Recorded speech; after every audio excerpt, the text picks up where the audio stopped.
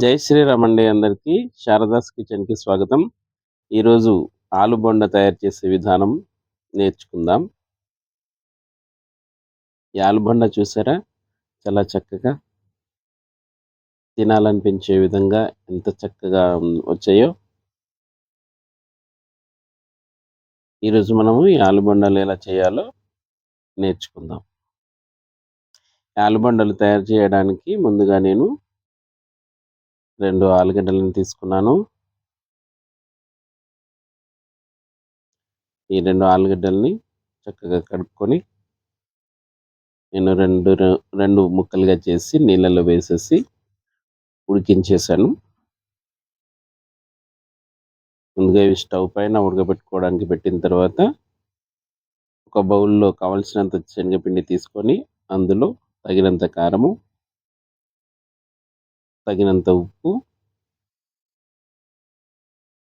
అదేవిధంగా ఓమ గూడా వేసుకున్నానండి. వేసుకున్న తర్వాత ఈ శనగపిండికి కొంచెం కొంచెంగా నీళ్లు యాడ్ చేసుకుంటూ ఈ విధంగా మరీ పల్చగా కాకుండా చిక్కగా ఉండే విధంగా మనము ఈ పిండిని కలుపుకోవాలి. కొంత కొంత నీళ్లు యాడ్ చేసుకోవాలి. శనగపిండిలో ఎక్కువ నీళ్లు పట్టవండి. కొంచెం కొంచెంగా చూసుకుంటూ యాడ్ చేసుకుంటూ మనకు కావాల్సిన టెక్స్చర్ వచ్చేంత వరకు కూడా జాగ్రత్తగా పూర్తిగా ఎలాంటి ఉండలు లేకుండా కలుపుకొని ఇది పక్కకు పెట్టుకోవాలి. తర్వాత ఉడికించుకున్నటువంటి ఆలుగడ్డలను చిన్న చిన్న ముక్కలుగా చేత్తో ఒత్తుకోవాలండి. ఈ విధంగా పూర్తిగా ఆలుగడ్డలను ఒత్తుకున్న తర్వాత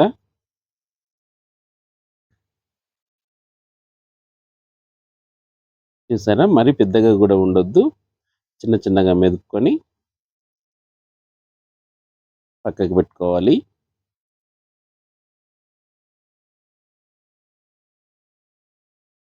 ఇదంతా కూడా ఈ విధంగా పక్కకు పెట్టుకున్న తర్వాత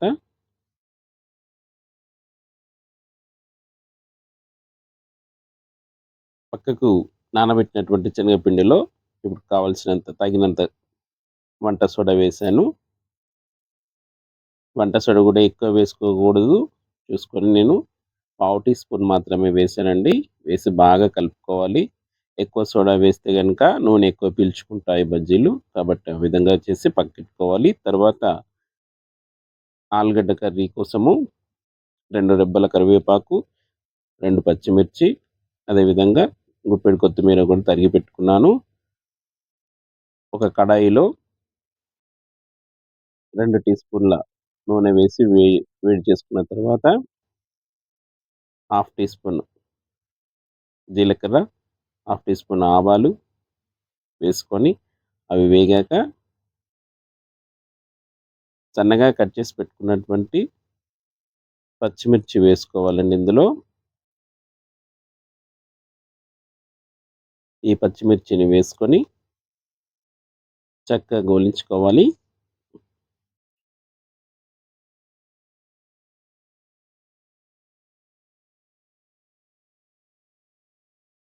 ఈ పచ్చిమిర్చి గోలిన తర్వాత ఇందులోనే మనం కరివేపాకు కూడా వేసుకోవాలండి.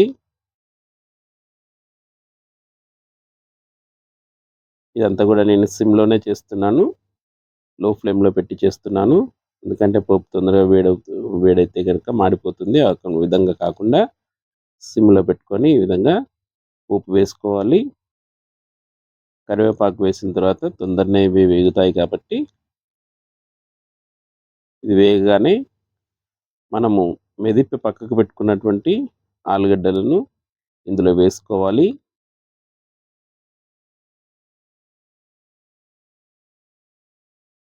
ఆలుగడ్డలు వేసుకొని చక్కగా అంతా కూడా కలుపుకోవాలండి.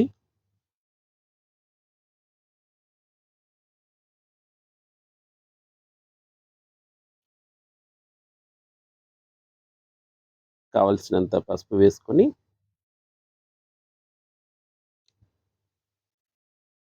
పూర్తిగా అంతా కూడా కలుపుకోవాలి. ఈ విధంగా ఇందులోనే ఒక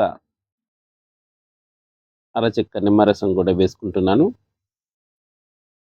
నిమ్మరసంతో ఈ కూరకి మంచి టేస్ట్ వస్తుంది.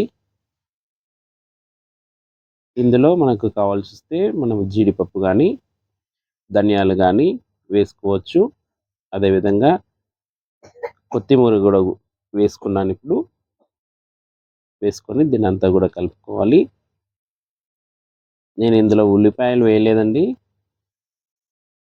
ఉల్లిపాయలు తినేవాళ్ళు తప్పకుండా ఉల్లిపాయలు వేసుకోవచ్చు. నేను ఇది ఉల్లిపాయ లేకుండా వెల్లుల్లి లేకుండా చేస్తున్నాను. అదేవిధంగా నేను ఇందులో ఉప్పు వేయడం మర్చిపోయాను. ఇప్పుడు వేసుకుందాము. తగినంత ఉప్పు వేసుకొని పూర్తిగా కలుపుకోవాలి.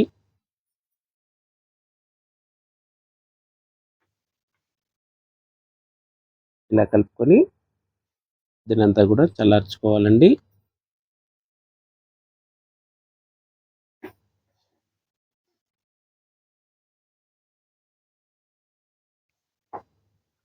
దీన్నంతా కూడా వేరే గిన్నెలోకి తీసుకొని ఈ విధంగా చల్లార్చుకున్న తర్వాత కావలసినంత సైజులో మనం చిన్న చిన్న ముద్దలుగా తయారు చేసుకోవాలి.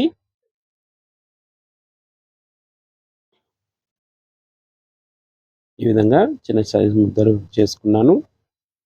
మనకు కావలసిన సైజులో ఇది చేసుకోవచ్చు. నేనైతే చిన్న చిన్న ముద్దలు చేశాను. దీనికే మనకు మీడియం సైజులో వస్తాయి. ఈ విధంగా కూడా అన్ని బాల్స్ తయారు చేసుకున్న తర్వాత కడాయిలో మళ్ళీ డీప్ ఫ్రైకి కావాల్సినంత నూనె పోసుకొని నూనెను వేడి చేసుకోవాలి. వేడి చేసుకున్న తర్వాత ఈ ఆలుగడ్డ బాల్స్ని శనగపిండిలో ఈ విధంగా తీసుకొని, చూసారా పిండి ఎంత చిక్కగా ఉందో. ఆ విధంగా ఆ టెక్స్చర్ తోటి ఉంటే కనుక ఆ బాల్కి పిండి చక్కగా పడుతుంది. మంచి కోటింగ్ తోటి వస్తుందండి. చూసారు కదా, నేనైతే దీన్ని స్పూన్తో వేస్తున్నాను. చేయితోటి కూడా వేసుకోవచ్చు. చేయితోటి వేస్తే కొంచెం తోకలుగా వస్తాయి కాబట్టి నేనైతే స్పూన్తో వేస్తున్నానండి. నిదానంగా అన్నీ వేసుకుంటున్నాను. తోకలు వస్తే మా పిల్లలు కొంచెం నచ్చరు. అందుకోసమే స్పూన్ తోటి వేసే ప్రయత్నం చేస్తాను.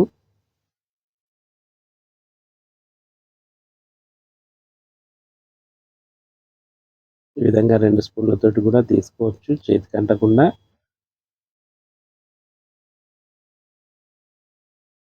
అన్ని బజ్జీలను కూడా ఈ విధంగా నిదానంగా చాలా చక్కగా వేసుకోవాలి.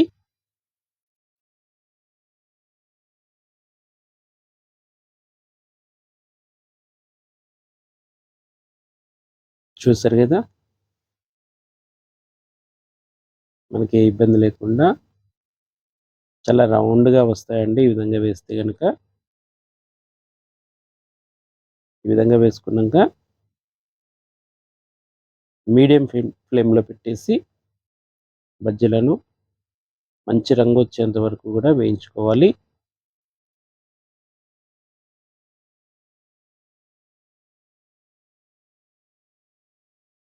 మంచి రంగు వచ్చిన తర్వాత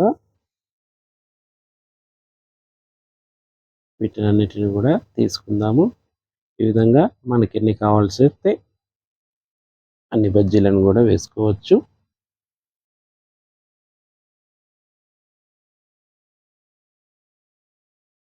ఈ బజ్జీలు శనగపిండి బజ్జీలు తొందరగానే గోలుతాయండి.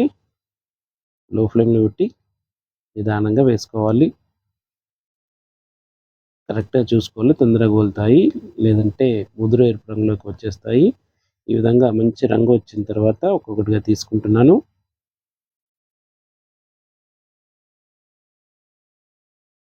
చూసారా, చాలా చక్కగా రౌండ్గా వచ్చాయి. అదేవిధంగా తగినంత సోడా వేసుకోవడం వలన మనకు ఆయిల్ కూడా ఎక్కువ గుంజలేదు. ఇది ఈ విధంగా నీట్గా వచ్చాయండి. ఈ విధంగా చేసుకోవాలి. తర్వాత వీటిని ఒక గిన్నెలోకి సర్వ్ చేసుకోవడమే. చూసారు కదా ఆలుగడ్డ బజ్జీలు ఎంత చక్కగా వచ్చాయో. వర్షాకాలంలోనే కానీ, చలికాలంలోనే కానీ ఏదైనా స్నాక్స్ తినాలనిపించినప్పుడు ఆలుగడ్డ బజ్జీలు ఈ విధంగా చేసుకొని మీ పిల్లలకి ఇస్తే కనుక చాలా సంతోషంగా తింటారండి. ఈ విధంగా చేసుకున్న ఈ ఆలుగడ్డ బజ్జీలని గోలించినటువంటి పచ్చిమిర్చితో కానీ, అదేవిధంగా కొబ్బరి చట్నీతో కానీ, పల్లీల చట్నీతో కానీ తినొచ్చు. అదేవిధంగా టమాటా సాస్‌తో కూడా ఎంతో చక్కగా ఉంటాయండి. చూసారుగా ఈ విధంగా మీరు కూడా చేసి మీ పిల్లలకు చాలా చక్కని ఆలుగడ్డ బజ్జీలను చేసి పెడతారని కోరుకుంటున్నాను. ఇలాంటి మరిన్ని చక్కటి రెసిపీస్ కోసం మా శారదా కిచెన్‌ని సబ్స్క్రైబ్ చేసుకోండి. మీ ఫ్రెండ్స్ అందరికీ కూడా షేర్ చేయండి. లైక్ చేయండి. Thank you.